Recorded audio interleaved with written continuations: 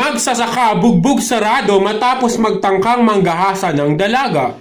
Binugbog ng mga residente ang isang magsasaka sa bayan ng Baggaw, Cagayan matapos ito tangkaing gasay ng isang dalaga sa loob ng isang palikuran. Batay sa report mula sa kapulisan ng Baggaw, nadakip di umano ang nagngangalang Domingo Gala, 54 anyos, residente at kapitbahay ng 22 anyos na biktima. Pasado alas 4 ng hapon nang tangkaing gahasain ni Gala ang dalaga, subalit agad itong nanghingi ng saklolo. Agad namang rumuspende ang ina at kapitbahay ng biktima upang bugbugin si Gala. Samantala, umamin ng dalaga na 9 anyos pa lamang siya ay napagsamantalahan na siya ng nasabing magsasaka.